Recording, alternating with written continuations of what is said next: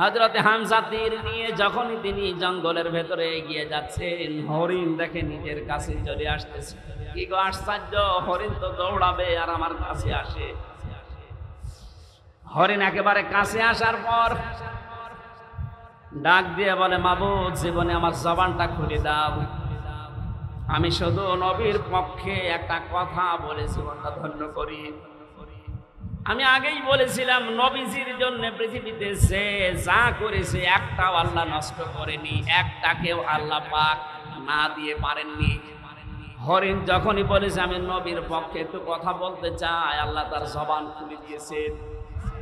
মানুষের মতো এসে বলে, হামজা, তুমি আমাকে শিকার করার জন্য পেছনে দৌড়াচ্ছিলে, অথচ আমি নিজেই শিকার হওয়ার জন্য তোমার হাতে ধরা দিচ্ছি, কারণ আছে। আমি একটা কথা বলতে চাই, আমাকে শিকার করে জবাই করে রান্না করে খেয়ে ফেলো, কোনো অসুবিধা নেই। আমার দুইটা বাচ্চা পর্যন্ত কাঁদছে, তাদেরকেও দরকার হয় সাথে নিয়ে আসি। কিন্তু তোমার এতিম ভাতিজা ভাই নেই, তার একটা সন্তান আব্দুল্লাহর ছেলে মোহাম্মদ। এদেশের নেতা যাকে তোমরা মনে করো আবু জেহেল, রক্তাক্ত করে কাবার পাশে ফেলে রেখে দিয়েছে। আমি তোমার কাছে জানতে চাই, এর কোনো প্রতিবাদ তোমার জানা আছে কিনা? তুমি কিছু করতে চাও? মনের দুঃখ নিয়ে, ভারাক্রান্ত মন নিয়ে এই হরিণকে, হরিণের বাচ্চা দুটোকে ছেড়ে দিয়ে বাড়িতে আসলেন। স্ত্রী কাঁদতেছে, ডাক দিয়ে বলে, বৌমার কাঁদো কেন? বলে, কাঁদি আমার তো ছেলে মেয়ে নেই। আমি কাঁদি এই কারণে, তোমার ভাইয়ের ছেলে মোহাম্মদ এতিম মানুষ, তারে আজকে আবু জেহেল মারধর করে কাবার পাশে রক্তাক্ত করে ফেলে রেখেছে। কিছু করবা কিনা? যদি কিছু না করো, আমি তোমার জন্য রান্না বাড়া সব বন্ধ করে দিলাম। নবীজির চাচি হযরতে হামজার স্ত্রীর এই কথাটাকে আল্লাহ ফেলে দেয়নি। সিরাত ইবনে হিশামের ভেতরে আল্লাহ পাক তাকে চিরন্তন করে দিয়েছেন। বলেন সুবহানাল্লাহ। দৌড় দিয়ে ওই ধনুক নিয়ে চলে গেলেন। আবু জেহেল কয়েকজন সাঙ্গ পাঙ্গ নিয়ে মিটিং করছিল যে আজকে মোহাম্মদকে জনমের পিটানো পিটিয়েছি। তীর ধনুক নিয়ে বললে, কেন তুমি আমার ভাতিজাকে মারলে? এই বলেই বললেন আঘাত। ফেনকি দিয়ে আবু জেহেলের মাথা থেকে রক্ত বের হওয়া আরম্ভ হয়ে গেছে। ডাক দিয়ে বললেন, দেখো, আমার ভাই বেঁচে নেই, কিন্তু আমি হামজা এখনো পর্যন্ত জীবিত আছি। আমি তার ধর্ম মানি না, তার যে নিজের নতুন ধর্মের দিন, এটা আমি মানি না, বিশ্বাসও করি না। কিন্তু আমি বেঁচে থাকা অবস্থায় আমার ভাতিজার দিকে যেন কোনোদিন ধরে না তাকাতে দেখি। ছেদ যখন দিচ্ছিল আশপাশের সাঙ্গ পাঙ্গ, তারা ডাক দিয়ে বলে, নেতা, শুধু অর্ডার দেন, হামজাকে আমরা শুইয়ে দেই। আবু জেহেল বলেছে, দেখো, ও যখন কথা বলছিল আমার মনে হচ্ছে ওর দুই পাশে দুইটা বাঘ দাঁড়িয়ে আছে। সিরাত ইবনে হিশামে লেখা আছে, এই দুইটা বাঘের আকৃতি তাকে আল্লাহ দেখিয়েছিলেন শুধু নবীর পক্ষে হযরত হামজা থাকার কারণে।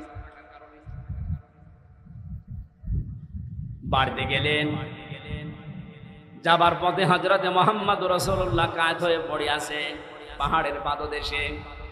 মাথাটা তার উরুর উপরে নিলেন, ডাক দিয়ে বললেন, ভাতিজা, তোমাকে যে আঘাত করেছিল এই মুহূর্তে তাকে আমি আঘাত করে রক্তাক্ত করে ফেলে রেখেছি, তুমি খুশি হয়েছো?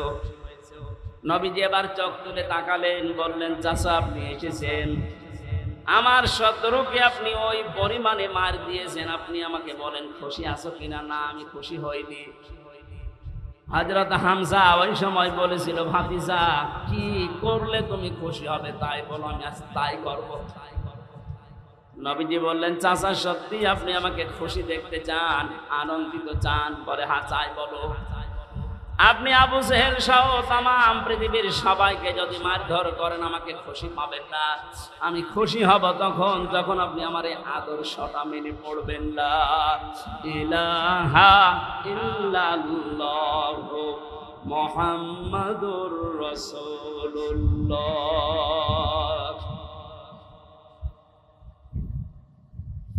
হযরতে হামজা ওই দিন বলেছিল, তোমাকে আজকে খুশি করার জন্য এহানো কাজ আমি করব না। এই মুহূর্তে তোমার সাথে আমি ঘোষণা দিয়ে দিলাম, তিনি নবীর আদর্শে, নবীর জীবন চরিত্র পেয়ে খুশি হয়ে নিজের জীবনটা পর্যন্ত দিয়ে 70 টুকরা হয়েছিলেন উহুদের ময়দানে। তারপর নবীর আদর্শ ছাড়েন নাই। আল্লাহ পাক খুশি হয়ে আয়াত নাযিল করেছেন কোরআনে, রাদিয়াল্লাহু আনহুম ওয়া রাদু আন যালিকা লিমান খাশিয়া রাব্বাহ। এটা সাহাবায়ে কেরামের জন্য। হযরত হামজা সাহাবী ছিলেন না? কথা বলেন। তাহলে আমরা দুইজন চাচার কথা জেনেছি, তারা মিলাদে খুশি ছিল, আদর্শে খুশি না। দুইজনের জাহান্নামী, আবু তালেব আর আবু লাহাব। অপর দুইজন চাচা হযরতে হামজা, হযরত আব্বাস, এ দুইজন শুধু তারা জন্মে মিলাদে খুশি হয়নি, তারা আদর্শ পেয়ে খুশি হয়ে গেছে, আনন্দ করেছে, নিজের জীবন পর্যন্ত মিলিয়ে দিয়েছে। আল্লাহ দুইজনকে জান্নাত দিয়ে দিয়েছে। আজকে রবিউল আউয়াল মাসে আমরাও সিদ্ধান্ত নিতে চাই, বিশ্ব নবী মুহাম্মদুর রাসূলুল্লাহর সাথে মিলাদ পড়ে খেজুরি জিলাপি খেয়ে আমরা শেষ করব না। তার 40 থেকে 63 এই 23 বছরের জীবনী পুরাটা আমাদের জীবনে বাস্তবায়ন করে আমরা আনন্দ করব। রাজি আছেন আপনারা? আল্লাহ মাহফিল সাকসেস করুন, বলেন আমিন। আজকে তেলাওয়াত করেছে সূরা কাসাস, 85 নম্বর একটা আয়াত। এটা বিশ্বনবী মুহাম্মদ রাসূলুল্লাহর সাথে রিলেটেড, এই জন্য এটা পড়লাম। কাসাস মানে ঘটনা সমূহ। কাসাস মানে কি? আল্লাহ রাব্বুল আলামিন বলেন, ইন্নাল্লাযী ফারাদা আলাইকাল কুরআনা লারাদ্দুকা ইলা মাআদ। নবীজিকে আল্লাহ জানাচ্ছেন, হে নবী, অবশ্যই আল্লাহ পাক আপনার উপরে কোরআনের আইন মানা ফরজ করে দিয়েছেন। এখান থেকে মাসলা বের হয়, এটা কি শুধু নবীজির জন্য? কোরআনের যে আইনগুলো আছে 500 আইন আছে। কয়টা বলেন বলেন? এই 500 আইন মানা নবীজির জন্য শুধু ফরজ। এদের ব্যাখ্যা করতে গিয়ে সূরা যুখরুফের 42 নম্বর আয়াতে আল্লাহ জানিয়েছেন, ওয়া ইন্নাহু লাযিকরুল লাকা ওয়া লিকাওমিকা ওয়া সাওফা তুসআলুন। হে নবী, আপনাকে আর আপনার উম্মত বলে দাবি করবে, তাদেরকে আমি কিন্তু কিয়ামতের দিন এই প্রশ্নটা প্রথম করব যে আমার কোরআনের আইন মানা হয়েছে কিনা। তাহলে কোরআনের আইন মানা এটা ফরজ, নামাজের মতো, সিয়ামের মতো। কথা বলেন না কেন? যেটা ফরজ কাজ, ফারাজুন শব্দ আল্লাহ নিজে দিলেন কোরআনে।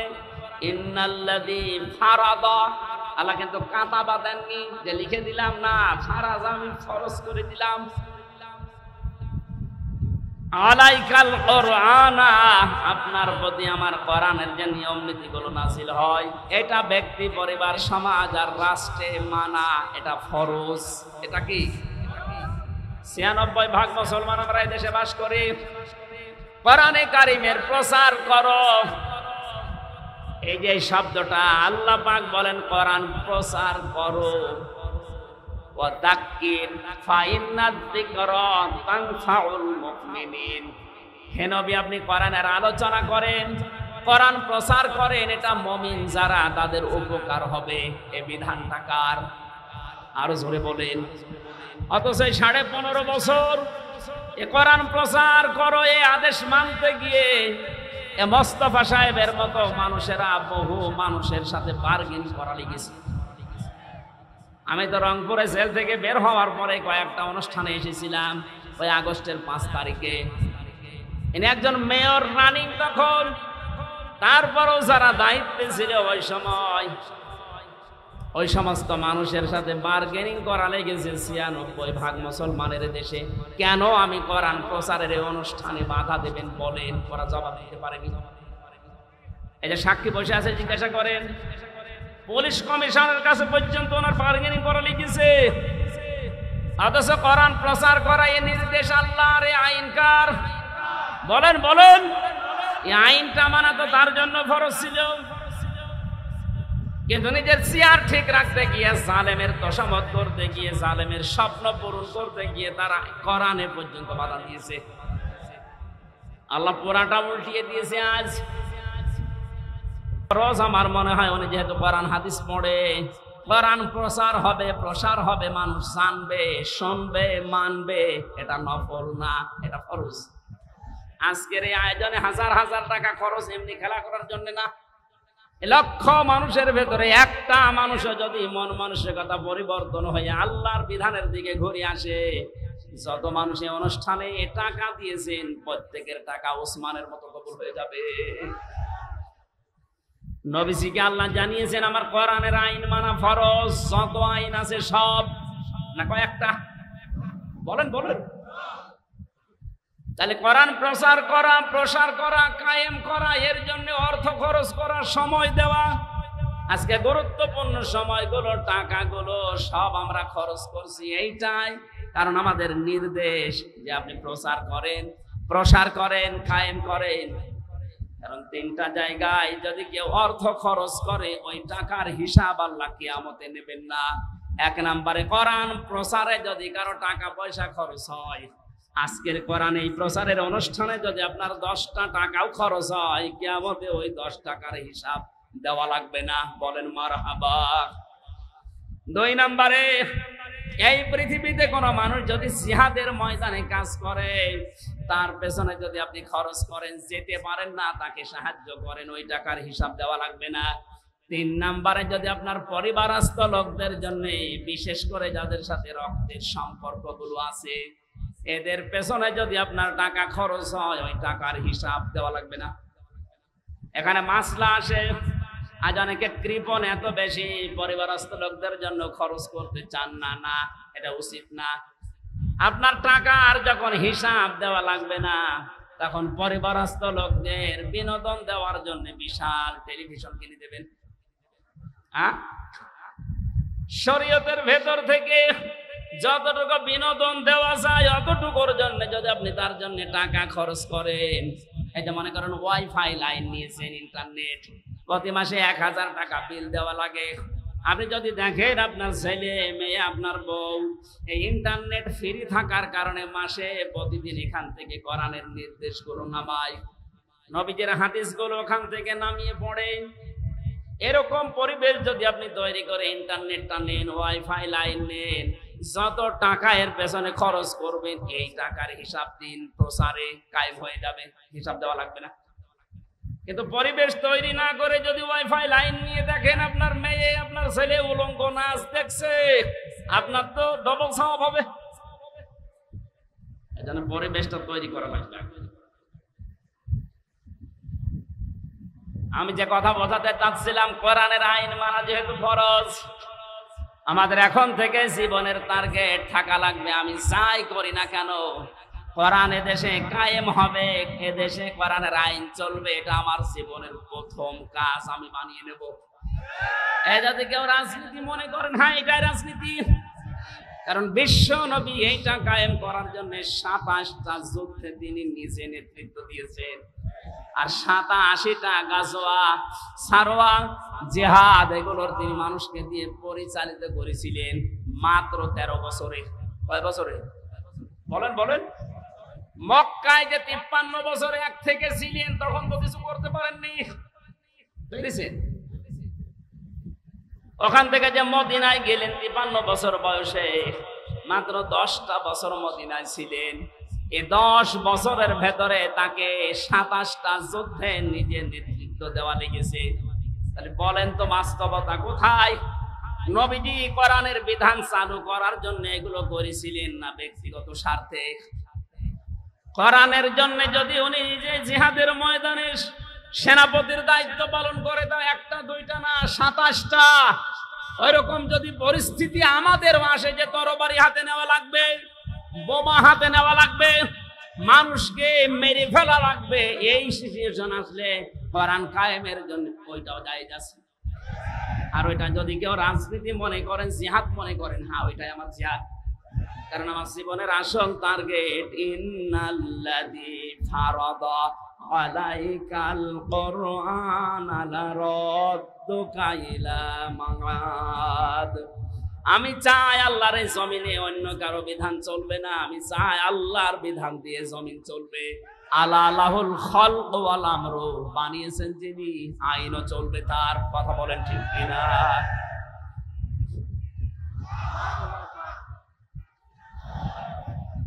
এবার আসেন দ্বিতীয় শব্দে, রাদ্দুকা।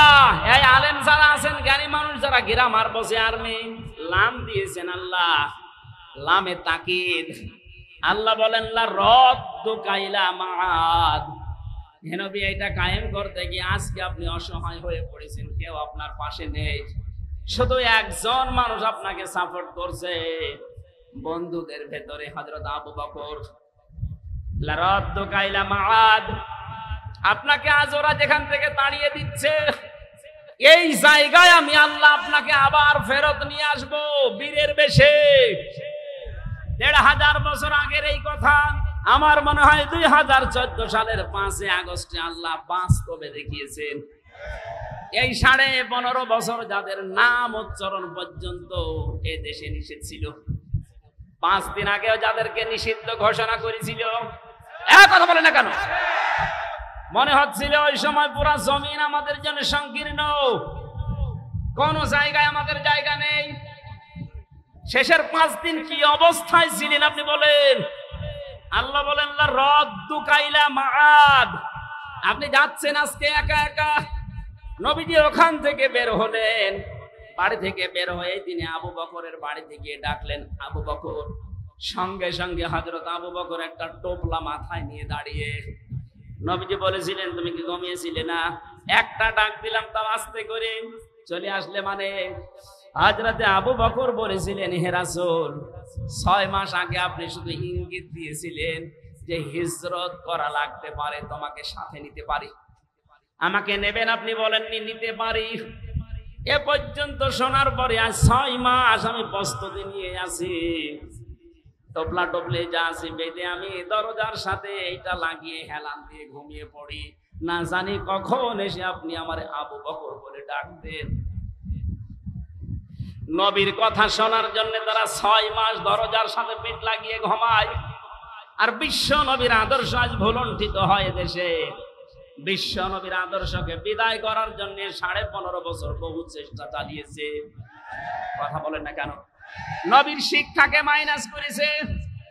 কি সুন্দর একটা হেরা গুহা, এই যে গারে সুর, আবু বকরের এই যে কাহিনীটা আমাদের 3-4 পড়াতো, কে নাস্তিকরা আসলো এই 15.৫ বছরে ওইটা মাইনাস করে দিয়েছে।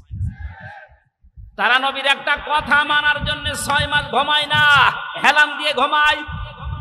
আরে 15.৫ বছরের ভেতরে ওরা আল্লাহর নবীর জীবনী পর্যন্ত শিক্ষা ব্যবস্থা থেকে বাদ দিয়ে দিল, প্রতিবাদ করার মতো কায়দা ছিল না। কথা বলে না কেন? যা করেছেন পুরাপুরি উল্টি আমরা আগের অবস্থায় ফিরে দিতে চাই। মানে অবস্থায় থাকলে আগামী 10 বছরে এদেশে নাস্তিক দিয়ে ভরে যাবে। ওরা যে সিস্টেম চালু করে গেছে, এই জন্য আমার মনে হয় বাংলাদেশে ইসলামপন্থী মানুষ এখন যারা আছে সবচাইতে বেশি ঘৃণা করে এই নওফেলকে। এটা একটা টাটকা নির্ভেজাল শয়তান ছিল। নবীর আদর্শকে বাদ দিয়ে কি শ্রীকৃষ্ণ শ্রীরাম এদের জীবনে ঢুকিয়েছে। আপনি ঢোকান, শ্রীকৃষ্ণ শ্রীরাম নিষেধ করছে না। হিন্দু যারা আছে দেশে 4 ভাগ, তাদের শিক্ষা যেটা আছে তাদের ভেতরে দেন। আমরা 96 ভাগ মুসলমান, আমরা আদর্শ পড়তে চাই মুহাম্মদুর রাসূলুল্লাহ। কারো বাবার আদর্শ আমরা পড়তে চাই না। মানুষের জীবনী পড়ে আমাদের জীবন পরিবর্তন হবে না, হবে একজনের জীবনীতে, তার নাম মুহাম্মদুর রাসূলুল্লাহ। এর আগে যে মহিলা ছিল প্রজাপতি মহিলা, নাম দিয়েছিল প্রজাপতি মন্ত্রী। পররাষ্ট্রমন্ত্রীর দায়িত্বে যখন ছিল শুধু ঘুরে বেড়াতো, কোনো কাজ নেই। এখন আজকে শুনলাম আরো 5 দিন রিমান্ডে, ডিম দেওয়া দরকার এই সমস্ত মানুষ। এগুলো মানুষ নামে কলঙ্ক, আমাদের একেবারে মাথা ভেঙে দিয়েছে, জাতির শিক্ষা ব্যবস্থা পুরো ধ্বংস করে ফেলেছে। আহ্বান জানাবো ধর্ম মন্ত্রণালয়ের যিনি দায়িত্বে আছেন উপদেষ্টা হিসাবে, ডক্টর আফাম খালিদ স্যার, খুব তাড়াতাড়ি আমাদের আগের অবস্থাগুলো আমাদের নবীর জীবনীকে আবার সন্নিবেশিত করা হোক। আমাদের জীবন অবশ্যই অবশ্যই এই রবিউল আউয়াল মাসের দাবি, এটা আমাদের জীবন পাল্টাবে। কারণ নবীজির জীবনী দেখে দেখে যদি সাহাবায়ে কেরাম নিজের ধর্ম ছেড়ে দিতে পারে, নবীর আদর্শ পড়লে আমাদের জীবন পাতা পাল্টাবে না? বলেন, আমরা আশা করছি পাল্টাবে।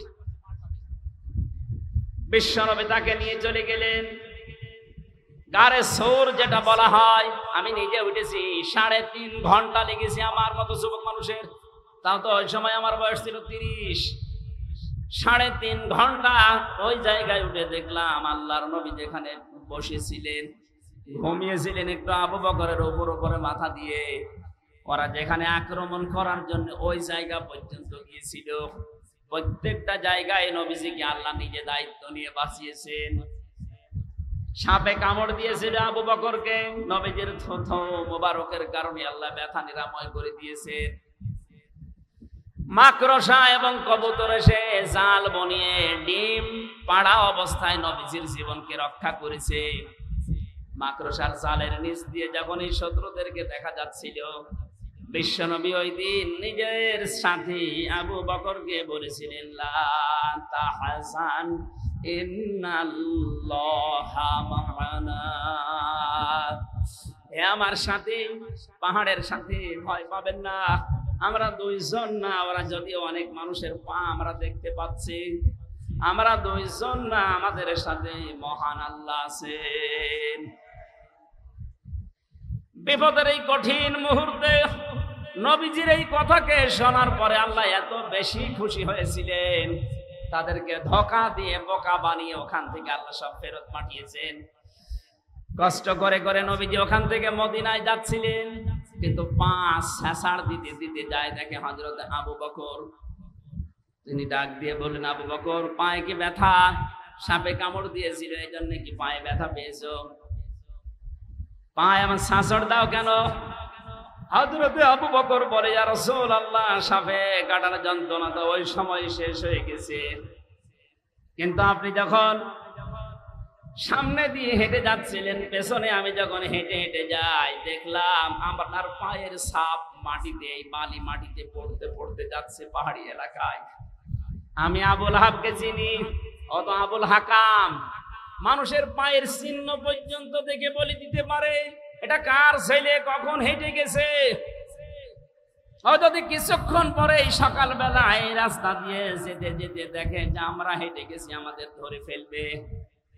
এই জন্য পা ছাঁচড় দেয় যেন আপনার পায়ের দাগগুলো মুছতে মুছতে যায়।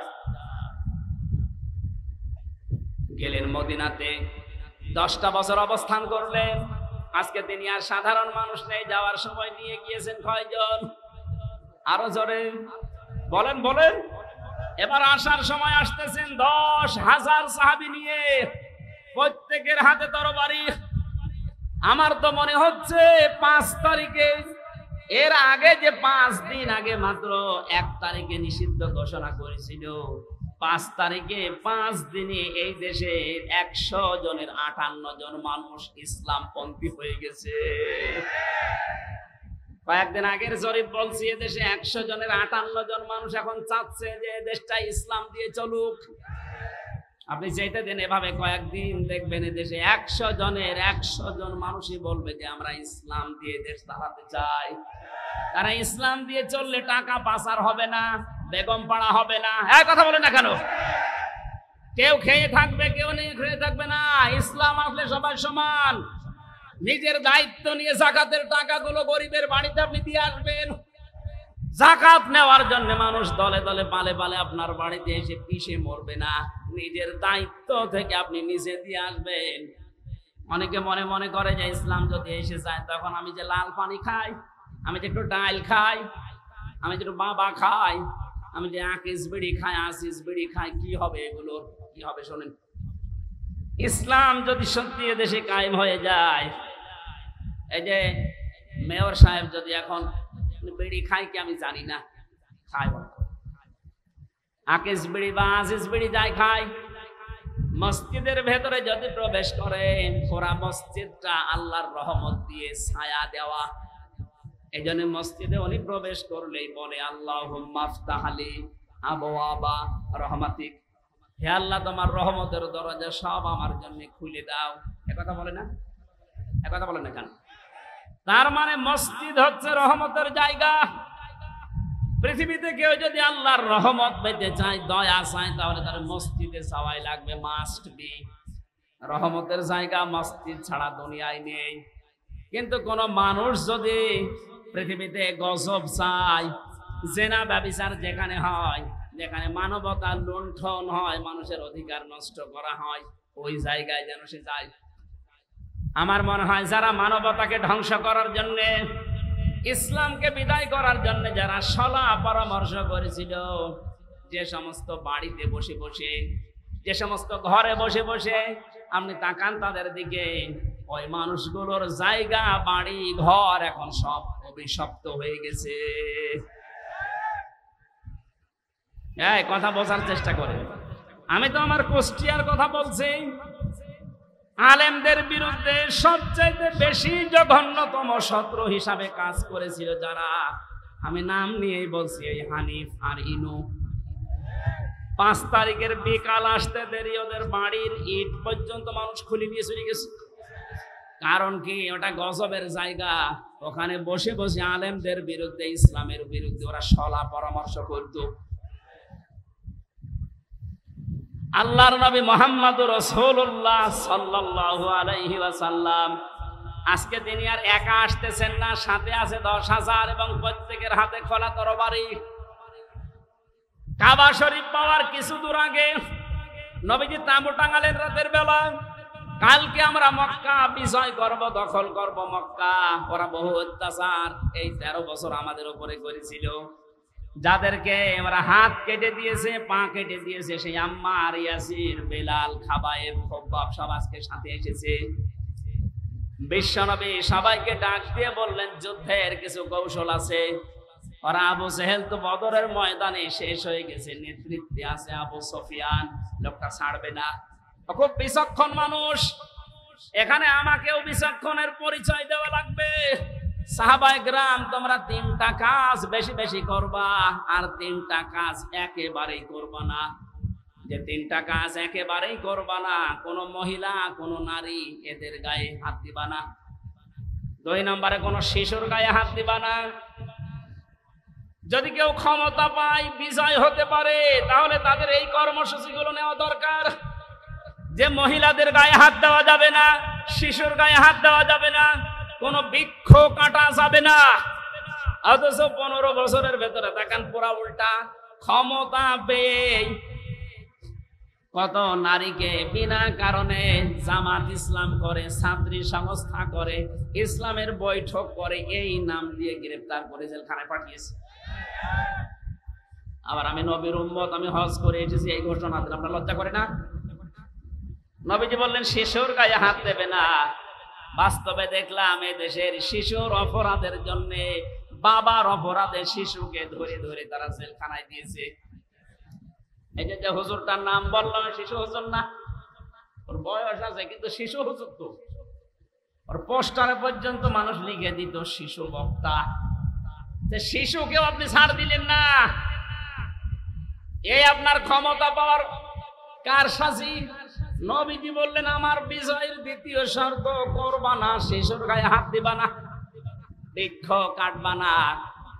তাকান, এই 15.5 বছরে রাস্তার পাশে কত পুরাতন পুরাতন গাছ ছিল, সব সাবাড় করে ফেলেছে। নবীজি বলেছিলেন 3টা কাজ বেশি বেশি করবা। 1 নম্বরে তোমরা পায়খানা বানাবা কম, আর রান্না করার চুলা বানাবা বেশি। আর আমার শত্রু আবু সুফিয়ানের বাড়িতে কেউ যদি অবস্থান নেয়, তাকে কিছু বলবো না। আবু সুফিয়ান এই রাতে এশার নামাজের পরে 8টা-10টার দিকে তার গোয়েন্দা বিভাগের যারা গুপ্তচর আছে 4 জনকে পাঠিয়ে দিলেন, যাও, শুনেছি আব্দুল্লাহর এতিম ছেলে মোহাম্মদ আজকে আসতেছে মক্কা বিজয় করার জন্য। তাবু টাঙিয়েছে মক্কার অদূরে, দেখো তো কয়জন মানুষ সাথে নিয়েছে। আল্লাহর নবী জানিয়েছিলেন চুলা রান্না করার চুলা বানাবা বেশি বেশি করে। একজন মানুষ চুলা বানাও 10টা করে, তাহলে 10,000 মানুষ চুলা হবে কত বলেন? ওরা এশার নামাজের পরে এসে শুধু চুলা গুনতেছে, রান্না তো হচ্ছে তাঁবুর ভেতরে যাই থাক। চুলা গুনতে গুনতে ওদের রাত গভীর হয়ে গেছে। ফেরত যে বলে নেতা মানুষ কত আছে জানি না, চুলা যত চুলা গুনি শেষ করতে পারিনি। ধমক দিয়ে বলে তোদের পাঠালাম মানুষ গণনা করতে, তোরা গণনা করলে চুলা হবে না, তোদের দিয়ে আর এক দলকে ফজরের পরে পাঠালেন, যাও। রাতের বেলা হয়তো ওরা টের পায়নি, দেখতে পায়নি, এখন একটু ফর্সা হচ্ছে, এই সময় যাও। নবীজি বলেছিলেন তোমরা পায়খানা বানাবে কম, মানুষ 10,000, পায়খানা 10টা। এ রাতে যেহেতু সবার এই কাজে যাওয়া লাগে, সকালবেলা ওরা এসে থাকে এক একটা পায়খানার সামনে প্রায় 600, 700, 1000 মানুষ দাঁড়িয়ে। চিন্তা করছে তাঁবুর ভেতরে লোক আছে কিনা জানি না, কিন্তু পায়খানার সামনে অবস্থা কি। কয়েকটা লাইন গুনতেছে, 3-4 হাজার গণনা করে বলছে দরকার নেই। ডাক দিয়ে বলে কি অবস্থা, মানুষ কত আছে জানি না, এক একটা পায়খানার সামনে মানুষ যত আছে লাইন গণনা করে শেষ করতে পারিনি। আবু সুফিয়ান রাগান্বিত হয়ে বলে বেটা বিয়াদব বললো, পাঠালাম কি আর করিস কি, তোদের দিয়ে হবে না, আমি নিজেই যাবো। আজ নিজেই সকালবেলা গেছে। নবীজি ফজরের নামাজ আদায় করার পর তিনি যেহেতু এখন প্রস্তুতি নেবেন, আর খালি হাতে প্রস্তুতি নেওয়া জায়েজ নেই। আজ আমরা অনেকে শুধু তসবিহ নিয়ে পড়ে আছি। হ্যাঁ, কথা বলেন না কেন? এই রাতে তো আপনি 13 তারিখে মার খেয়েছেন, 13 সালে। যদি ওই সময় শুধু তসবিহ না নিয়ে তসবির সাথে আরো কিছু নিতেন, মারতে আসলে আরো ওদের 10টা মারলে 5টা পড়তো।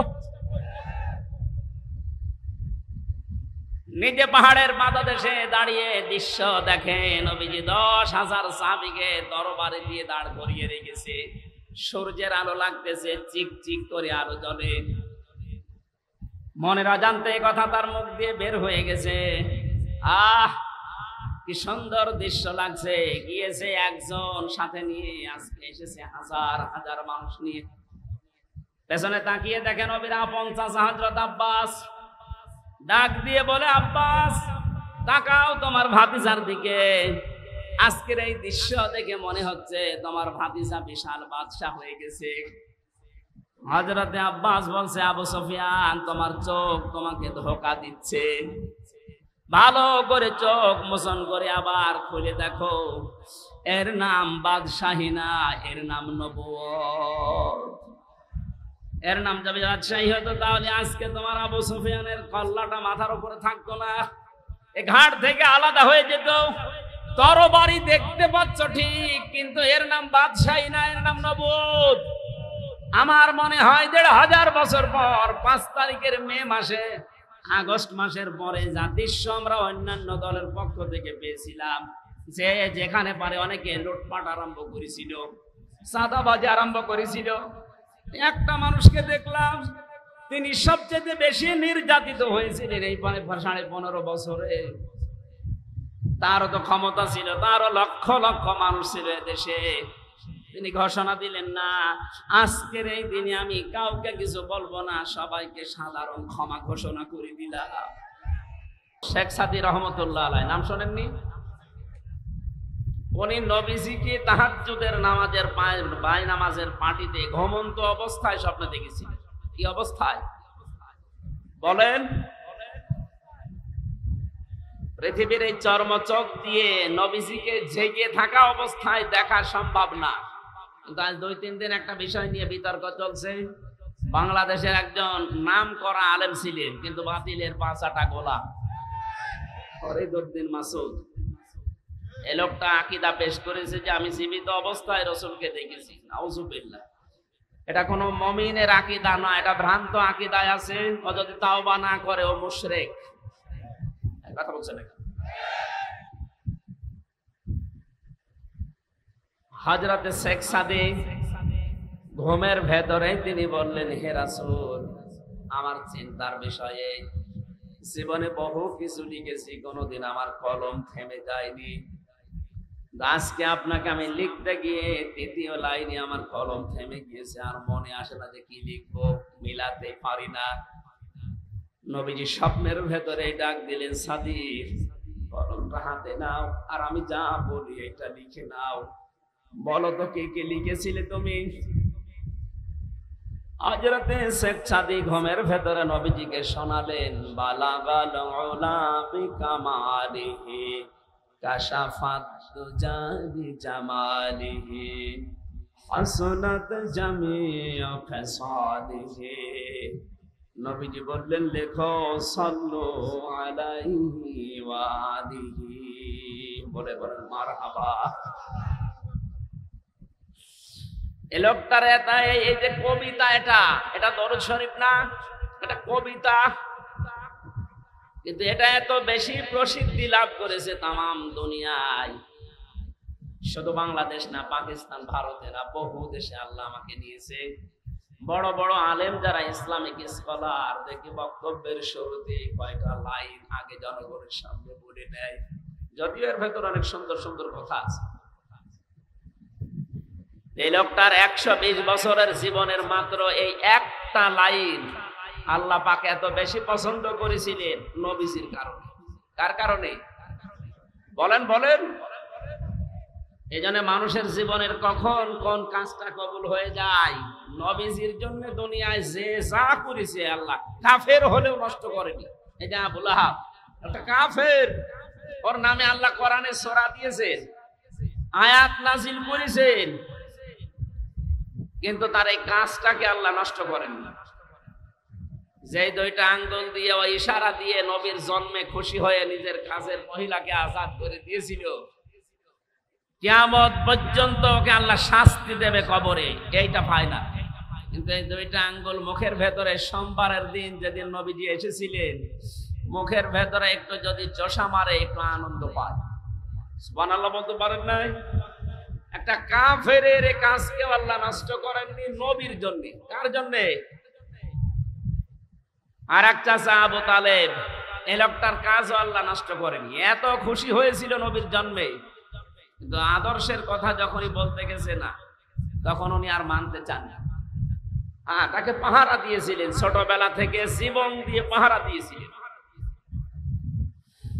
কাফেররা যখন তাকে চাপ দিয়েছিল, আজকেও বিশ্বের দিকে তাকান, ইসলামের সঠিক কথাগুলো যারা তুলে ধরতে যায় তাদেরকে অনেকে চাপ দেয়, হুমকি ধামকি দেয়, পারে না। তাদের পরিবারকে ব্ল্যাকমেইল করে, পারে না। তাদের যারা সমর্থন করে, সাপোর্ট দেয়, তাদের পেছনে যারা আছে তাদেরকে পর্যন্ত চাপ দেওয়া হয়। ওই সময় আবু তালিব যেহেতু নেতা, কুরাইশ নেতা, আশপাশের যারা আরো ছোটখাটো নেতা আছে তাদের সবচেয়ে বড় নেতা ছিল। এসে ডাক দিয়ে বলেছে, আবু তালিব তোমাকে আমরা মান্য করে চলি, কিন্তু তোমার ভাতিজা নতুন অনেক ধর্মের আবিষ্কার করে যা আরম্ভ করেছে, থামতে বলো, নয়তো আমাদের হাতে তুলে দাও। আবু তালিব বাড়িতে গেলেন, নবীজিকে ডাক দিয়ে বললেন, মুহাম্মদ, ভাতিজা আমার, কাফেররা এসেছিল তোমাকে তাদের হাতে তুলে দিতে বলে, অপশন দিয়েছে কয়েকটা। যদি দুনিয়ার সবচেয়ে বেশি সুন্দরী মহিলা চাও, এই পুরো আরব জাহানে তোমাকে তারা বিয়ে দিয়ে দেবে। যদি সম্পদ দাও, তারা সম্পদের মালিক বানাবে। ক্ষমতা চাইলে তাদের যে চেয়ার আছে, ক্ষমতার চেয়ারও তোমাকে অর্ধেক দিয়ে দেবে। কিন্তু শুধু একটা কথা জানিয়েছে, তুমি যে নতুন ধর্ম প্রকাশ করো, প্রচার করো, এইটা বন্ধ করে দেওয়া লাগবে, আর নয়তো তাদের হাতে তোমাকে তুলে দেওয়া লাগবে। বিশ্বনবী ওই সময় চাচার কাছে দাঁড়িয়ে যে কথা বলেছিলেন, চাচা কাফের, কিন্তু তার মনে কথাটা এত বেশি আসর করেছিল, লেগেছিল। ডাক দিয়ে বলে, চাচা আমার, তারা আমাকে তাদের হাতে তুলে দিতে বলে। যারা যে সমস্ত জিনিস দেওয়ার ঘোষণা দিয়ে গেল, ওইগুলো তো দেওয়া সম্ভব। যেটা দেওয়া সম্ভব না, আকাশের চাঁদ যদি আমার বাম হাতে দেয়, সূর্য যদি আমার ডান হাতে এনে দেয়, এরপরও আমি মুহাম্মদ ঘোষণা দিলাম যে ধর্ম আমি প্রচার করছি, আমার আল্লাহ আমাকে নির্দেশ দিয়েছে, এক সেকেন্ডের জন্যও সেটা প্রচার করা বন্ধ করা আমার জন্য সম্ভব না। বলেন সুবহানাল্লাহ। এই সময় আবু তালিব এই লোকটা নবীজির এই কথা শোনার পরে এত বেশি আবেগ আপ্লুত হয়েছিলেন, বিশ্বনবীর মাথায় হাত দিয়ে বলে, ভাতিজা মুহাম্মদ, তুমি যা আদিষ্ট হও সব প্রচার করো, আমি তোমাকে কথা দিচ্ছি কবরের মাটিতে শোয়ার আগে তোমার পেছন আমি ছাড়বো না। ধরে বলেন সুবহানাল্লাহ। তারা কিন্তু খুশি ছিল, দুইজনের জীবনীতেই পেয়েছি তারা জন্মে খুব খুশি মিলাদে। কিন্তু যখনই নবীজি তাদের সামনে আদর্শ প্রচার করলেন, আবু তালিবের সামনে যখন বলেছিলেন, আমি আবি তালিব লা ইলাহা ইল্লাল্লাহ হাজ্জুল লাকা ইনদাল্লাহি ইয়াওমাল কিয়ামাহ, রাহুল বুখারী। হে চাচা, আপনারে জোরে বলতে হবে না, শুধু আমার কানের কাছে মুখ নিয়ে আস্তে করে ঘোষণা দেন যে লা ইলাহা ইল্লাল্লাহ। রিসালাতের ঘোষণা তো লাগবে না, যেহেতু আমি নিজেই মুহাম্মদুর রাসূলুল্লাহ, ওটা আমি নিয়ে নিলাম। শুধুমাত্র আল্লাহর একাত্মবাদের বিষয়টা আমারে শোনান, কানের কাছে মুখ নিয়ে বলেন। পাশে যারা নেতা ছিল, আবু লাহাব, আবু সুফিয়ান, আবু জেহেল, এরা বলেছে, নেতা পড়বা, এতদিন পর্যন্ত বাপদাদার ধর্ম মেনে চললা, এখন যদি ভাতিজার এই নতুন ধর্ম গ্রহণ করো, মরণের পরে মানুষ তোমার নামে বদনাম বের করবে, তোমার কাপুরুষ বলবে, ভীরু বলবে, উল্টা পাল্টা কথা ছড়াবে। লোকটা আর পড়ে না। নবীজির মন খারাপ হয়ে গিয়েছিল, চিন্তা করলেন কি হয়ে গেল, সারাটা জীবন আমাকে গলে পিঠে করে, কাকে করে, নিজের সন্তান আলীকে পাত্তা দিত না, আমি মুহাম্মদুর রাসূলুল্লাহকে বুকে নিয়ে ঘুমাতো। আমার দাদা 8 বছর বয়সে ইন্তেকালের সময় এই চাচার হাতে আমারে তুলে দিয়ে গেছে, এখনো পর্যন্ত আমি মুহাম্মদের চাচার আন্ডারে থাকি, অথচ আজকে আমার চাচা জাহান্নামী হয়ে যাচ্ছে। তিনি ফেরেশতা জিবরাইল সূরা কসসের 56 নম্বর আয়াতটা নিয়ে হাজির হয়ে গেলেন, হে নবী, ইন্নাকা লা তাহদি মান আহবাবতা ওয়ালাকিন্নাল্লাহা ইয়াহদি মান ইয়াশা।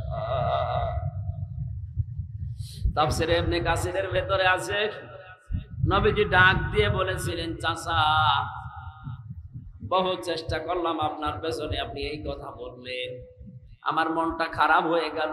এই যে দেখছি জিবরাইল এসে গেছে, কি নিয়ে এসেছে বার্তা?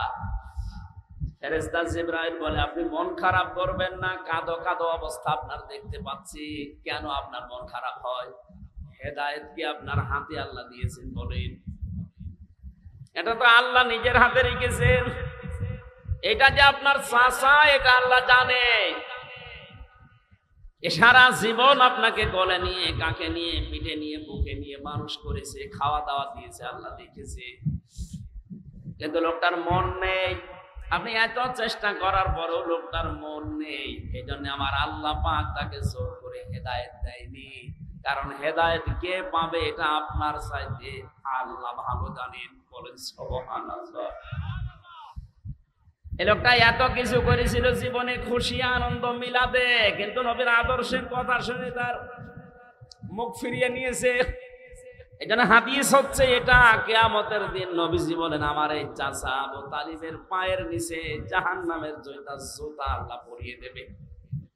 এই জুতার গরমের ঠেলায় তার মাথার মগজ পর্যন্ত টকবক করে পড়বে। আর এক চাচা আবু লাহাবের কথা শুনলেন, বিশ্ব নবী সাফা পাহাড়ে দাঁড়িয়ে বলেছিলেন, ইয়া সাবাহা, হে সকাল। তার মানে মানুষ যদি বিপদে পড়ত, ওই সময় পাহাড়ের পাদদেশে উঠে তারা ঘোষণা দিত, হে সকাল, আমার বিপদ চলছে। লোকজন সবাই যখন পাহাড়ের পাদদেশে হাজির হয়ে গেছে, ডাক দিয়ে বলে, মুহাম্মদ, তোমাকে দেখতে পাচ্ছি, কি হয়েছে তোমার, কি বিপদ বলো? নবীজি ওই দিন বলেছিলেন, আমি যদি বলি পাহাড়ের পাদদেশে পেছনের সাইডে একদল শত্রু সেনা অবস্থান করছে তোমাদেরকে আক্রমণ করার জন্য, আমি তোমাদের যেটা অপেক্ষা করার জন্য বলছি, সতর্ক হওয়ার জন্য, এখন যদি সতর্ক না হও তাহলে তারা আক্রমণ করবে। ওরা বলেছিল আপনি যা বলেন আমরা সব বিশ্বাস করি, কারণ কোনোদিন আপনি মিথ্যা বলেননি, এটা আপনারা জানি। যখনই নবীজি বললেন তোমরা যদি এই মুহূর্তে আল্লাহর একাত্মবাদের স্বীকৃতি না দাও, তাহলে তার গজবের ফেরেশতারা অবস্থান নিচ্ছে, তোমাদের উপর আক্রমণ চালাবে।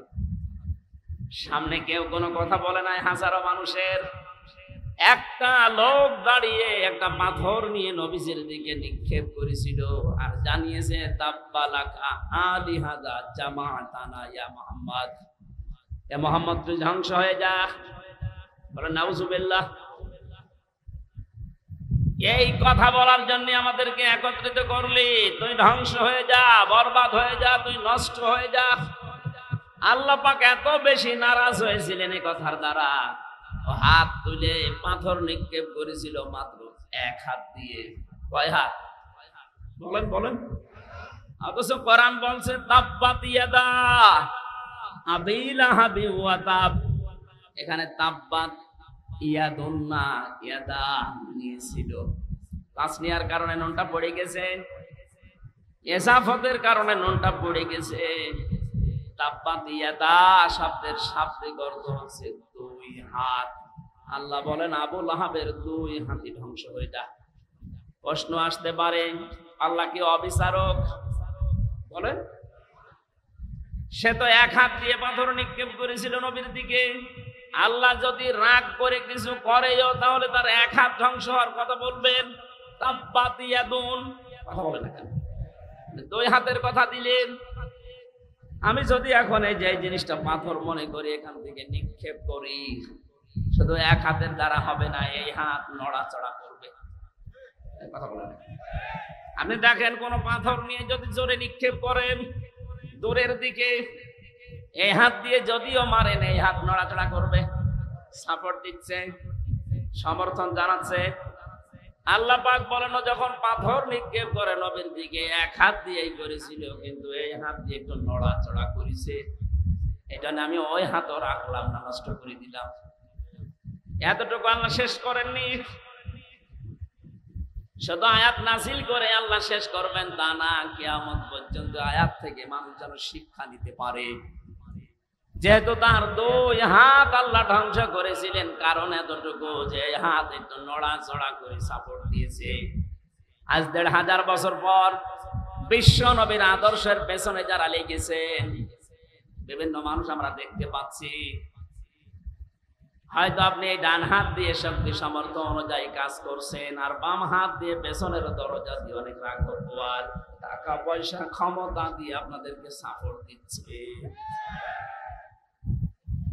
আবু লাহাবের যদি এক হাত দিয়ে পাথর নিক্ষেপ করে দুই হাতে ধ্বংস হয়ে যায়, আজ বিশ্বে যারা মুহাম্মদুর রাসূলুল্লাহর আদর্শের পেছনে লেগেছে আর পেছনে যারা নড়াচড়া দিচ্ছে বাম হাতের মতো, কাউকে আল্লাহ ছাড় দেবে না, ধ্বংস করে দেবে। আল্লাহ পাক বলেন মা আগনা আনহু মালুহু ওয়া মা কাসাব। শুধুমাত্র সে না, তার দুই হাত না, পাতাপ্পা সে ধ্বংস হয়েছিল, এটা প্রমাণিত। কতদিন পর্যন্ত মরে প্লেগ রোগে পড়েছিল ঘরের ভেতরে, যখন দুর্গন্ধ ছড়িয়েছে এলাকার মানুষেরা তার সন্তানদেরকে আত্মীয় স্বজনদেরকে যখন ঘৃণা ঘৃণা ঘৃণা এই শব্দ উচ্চারণ করেছে যে আপনারা মানুষ, আপনাদের কারণে এলাকায় আমরা বাস করতে পারি না। লোকটা মরে পড়ে তাকে কবর দেওয়া, মাটিতে দেওয়া, ওর কাছে যাওয়া সব ভয় আছে। এখানে নবীজির পেছনে যারা লাগে, তার দুশমন যারা, তাদেরকে আল্লাহ এত বেশি অপমান করে, অপদস্থ করে। আপনি দুনিয়ার দিকে তাকান, এই ১৫০০ বছরও আল্লাহ ঠিক ওইটাই করছে। ওদেরকে এত নিচে নামায়, এত অপমান করে, ওর কাছেও মানুষ যেতে রাজি না। এই কালামানিকের দিকে তাকান, হয়তো নবীজিকে কিছু বলেনি, কিন্তু নবীর নায়েব যারা, নবীর ওয়ারিস যারা, নবীর উত্তরাধিকারী, নবীর আলেম যারা, তাদের পেছনে সবচেয়ে বেশি ভূমিকা ছিল এই লোকটার। এক কথা বলে না কেন?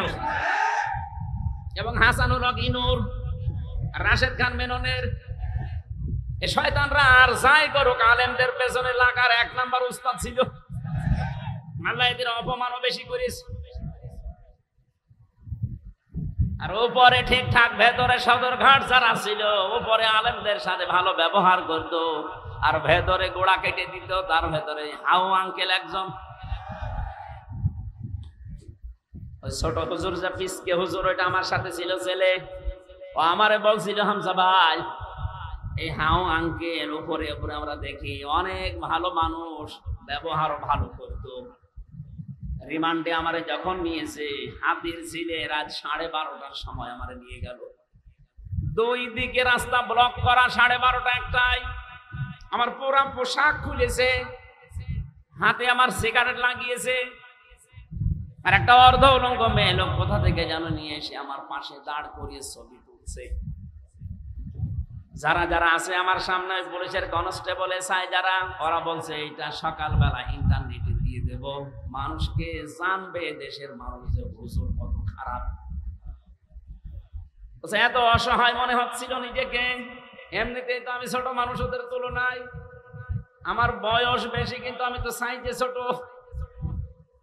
যে মেয়ে লোককে নিয়ে এসেছে তার মাথা পর্যন্ত, আমি এত লম্বা মেয়ে লোক, আর আমি তো মাত্র 2 হাতের বেশি না, আমারই মাজা পর্যন্ত।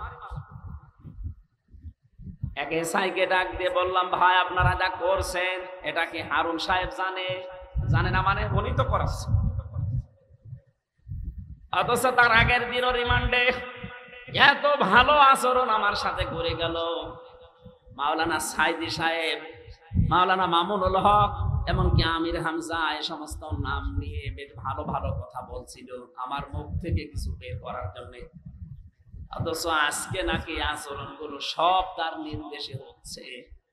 চোখের পানি ফেলে দিয়ে বললাম, মাবুদ আমি আর চাই হই তোমার নবীর ওয়ারিস। বলে না কেন? আজকে যা করলো তুমি তো দেখলে, কালকে নাকি ওরা ইন্টারনেটে দেবে। যা যা করেছে আল্লাহ, তুমি যদি সত্যি এগুলো দেখতেছো, আমার বিশ্বাস তুমি ওর সাথে এরকম করো। আল্লাহ করে নাই? হ্যাঁ বলেন বলেন। ছোট হুজুরের হয়তো কয়েক ইঞ্চি আমি জানি না, কিন্তু এর যে 3 ইঞ্চি, তামাম দুনিয়া চিনি ফেলেছে। অনেক মহিলারা এখন জিকির করছে 3 ইঞ্চি 3 ইঞ্চি। মানুষ জিকির করে আল্লাহ, আর ওরা জিকির করছে 3 ইঞ্চি। আলেমদের উপরে উপরে অনেক ভালো ব্যবহার করতে দেখেছি কাউন্টার টেররিজমের রিমান্ডে, কিন্তু ভেতরে ভেতরে মানুষগুলো এত বেশি জঘন্য আচরণ করেছে, একটাকে আল্লাহ ছাড়ে নাই। আমার যে লোকটা 11 ঘন্টা টাঙিয়েছিল, এই আসাদুজ্জামান, কাউন্টার টেররিজমের প্রধান, একটা মানুষ নামে কলঙ্ক, একটা টাটকা নির্ভেজাল শয়তান। আমার কালো কাপড় দিয়ে চোখ বেঁধে নিয়ে মাটির নিচে নিয়ে মানুষকে বলতো পিটা। অথচ নিজের কামরায় যখন নিয়ে যেত রাতে, তখন তার আচরণ ফেরেশতার মতো। পরবর্তীতে কনস্টেবল যারা, এসআই যারা, ওদের জিজ্ঞাসা করতাম, ভাই এই এই যে আচরণ গুলো করলো, উনি জানে না। জানে না মানে? উনি তো করাচ্ছে। আমার মোবাইলটা 3 বছর পরে আদালত ফেরত দিয়েছে কয়েকদিন আগে। আমার মামলা সব খারিজ হয়ে গেছে, ওই ফ্ল্যাশ মেরে সব নষ্ট করে দিয়েছে। এমন কোনো কিছু নেই যে ওরা দেখে নাই, যা ছিল। এমনকি সেই বিয়ের সময় একটা ছবি তোলা ছিল ম্যাডামের, ওই ছবিটা পর্যন্ত আমার রিমান্ডে দেখিয়ে বলছে, কে শাবনুরের ছবি না পূর্ণিমার ছবি আপনার এই মোবাইলে? পূর্ণিমা কোথায় পাবো আমি? দেখি ওই ম্যাডামের বিয়ে রয়েছে, আমার ম্যাডাম। এবার আমার বলছে, হুজুর এত সুন্দর বউ পায় কি করে? দাঁড়ান, আপনার বউ তুলে নিয়ে আসছে। বলেন ওর চরিত্র কি দেখেছি? আমি আর চাই হই, আমি নিজে আলেম দাবি করি না, কিন্তু মানুষ তো আমারে আলেম বলে। এক কথা বলে না কেন? দেশের শিক্ষা ব্যবস্থা অনুযায়ী অন্তত আমার সার্টিফিকেট আছে। আমি কামেল করেছি ফেকা নিয়ে, আমি অনার্স মাস্টার্স করেছি কোরআন নিয়ে। এই হিসাবে মানুষ আমাকে এই দেশের সার্টিফিকেট অনুযায়ী আলেম বলে। নবীর ওয়ারিস আমাকে ভাবে আপনি যা করলেন জেনে শুনে, অথচ মাঝে মাঝে এসে বলতো আপনার কোনো দোষ নেই। আমরা জানি দোষ নেই, আপনি এগুলো করেন কেন? সাধারণ যেভাবে আচরণ করেন মানুষের সাথে ওইরকম করেন, জেলে দিয়ে দেন। জেলে থাকা অত ঝামেলা, কিন্তু আমরা রেখেছিল যে ফাঁসির কন্টেম সেলের ভিতর 24 ঘন্টা তালা লাগিয়ে রাখে। এদিকে 2.5 হাত, এদিকে 3.5, মনে হচ্ছে কবরে আছে। এটা 2 দিন 5 দিন 7 দিন 3 বছর 1 টাকা আল্লাহ ছাড়ে নাই। দেখেন যেইগুলো এরকম উপরে ভালো ছিল ফিটফাট, ভেতরে সতর্কঘাট, প্রত্যেককে আল্লাহ অপমান করেছে। অন্তর্বর্তীকালীন সরকার আসার পরে দেখি ওদেরকে সব ওএসডি করেছে। শুধু ওএসডি না, ওদের এখন যা অবস্থা। সেদিন আমার মামলার রায় হওয়ার দিন আমি আদালতে দাঁড়িয়ে কল দিয়েছিলাম, মামলা রায় হয়েছে। এতদিন ওরা আমি স্যার বলতাম, এখন দেখো উল্টো করে আমার স্যার বলছে। বলছে স্যার আপনি কল দিয়েছেন, আলহামদুলিল্লাহ, আপনি জীবনে জানো আর আমার নামে কিছু বললেন না। বললেন না মানে? তুই ধরা পড়ার পরে আমার বাবার কাছ থেকে 10 লাখ টাকা নিয়েছিস। বললে যে হুজুরের নামে আমরা আর মামলা দেব না, টাকা দে। আমার বাবা একেবারে হন্তদন্ত হয়ে তাড়াতাড়ি করে 8 লাখ পাঠিয়েছে। বললি যে মামলা দেব না, নাই তো 50টা মামলা দেব। কথা ঠিক রাখেনি, টাকাও নিল আর একটা মামলাও দিল, আবার রিমান্ডেও নিল। এদের যে চরিত্র, এরা যা করেছিল উপরে উপরে আর ভেতরে যা করেছে, জঙ্গি নাটক সাজিয়ে এই মনিরুল আমার নামে এই মামলা দিয়ে এমন এমন কাজ করেছিল, মনে করেছিল এর দ্বারা বাংলাদেশ জামাতে ইসলামী এবং ছাত্র শিবিরকে এদেশের এবং বাইরের দেশের মানুষের কাছে একে কালার করে দেব। আল্লাহ পুরা উল্টিয়ে দিয়েছে। জামাত আর শিবিরে দেশে এখন যে জঙ্গি না, এটাতে মানুষের সঙ্গী, এটা প্রমাণ হয়ে গেছে। ডক্টর শফিকুল ইসলাম মাসুদ মাদ্দাজিল্লুহুল আলী বড় ভাই ঘোষণা দিয়েছে, দেশে যদি ইসলাম উপরে উঠতে পারে, ক্ষমতায় যেতে পারে, জঙ্গি মুক্ত রাষ্ট্র আমরা উপহার দেব। ওদের এখন গাত্রদাহ শুরু হয়ে গেছে। এই আবার কোন কোন মন্ত্র পড়ছে। তোমরা যেটা দিয়ে উল্টা পাল্টা রিপোর্ট তৈরি করে বাইরের দেশকে দেখিয়ে যে না এদেশ কোরআনের হাতে দেওয়া যাবে না, এদেশে জঙ্গি আছে, ওরাটা নাটক বানিয়ে মঞ্চস্থ করতে সব এখন উল্টিয়ে গেছে। বাইরের যত দেশ এখন সবাই প্রমাণ পাচ্ছে না এদেশে যারা ইসলামপন্থী এই মানুষগুলো জঙ্গি না, এদেরকে জঙ্গির ট্যাগ লাগানো হয়। ট্যাগ লাগায় কারা? যারা আসল জঙ্গি। কথা বলেন। জঙ্গির নামে যে লোকটার ফাঁসি দিয়েছেন নাটক করে আব্দুর রহমান শায়েখ, এই লোকটা আপনাদেরই আত্মীয়, আমি নাম নিলাম না। কথা বলছেন না কেন?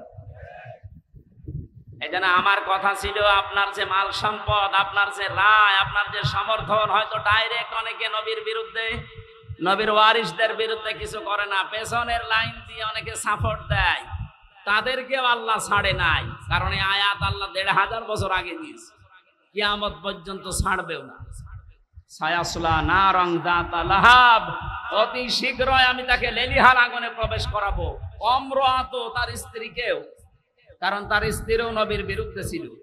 এখান থেকে প্রমাণ হয় যে সমস্ত মেয়ে লোকাজ তার স্বামীরা নবীজির বিরুদ্ধে, ইসলামের বিরুদ্ধে, আর বউগুলো মেয়েগুলো ইসলামের বিরুদ্ধে অবস্থান নিয়ে স্বামীকে সাপোর্ট করছেন, তাদেরকেও স্বামীর সাথে জাহান্নামে দেওয়া হবে। এই জন্য বিবেক আপনার আছে, আপনি তার গরু ছাগল না। এটা শুনছেন, পাল্টাবেন নিজেকে। আমরা আসল কথায় আসি। আমরা শুধু নবীর মিলাদে জন্মে আমরা খুশি না, আমরা নবীর আদর্শে খুশি। কারণ জন্ম নিয়ে মিলাদ নিয়ে যারাই খুশি আমরা দেখতে পাচ্ছি তারা সব জাহান্নামী। কথা বলেন ঠিক কিনা? আর 2 জন চাচার কথা জানি, একজন হামজা আর একজন আব্বাস। এই 2 জন আপন চাচা, কিন্তু তারা শুধু জন্মের সময় খুশি ছিল না, তারা খুশি ছিল, আনন্দ করেছে নবীর আদর্শ পেয়ে। এই কথা বলেন না কেন?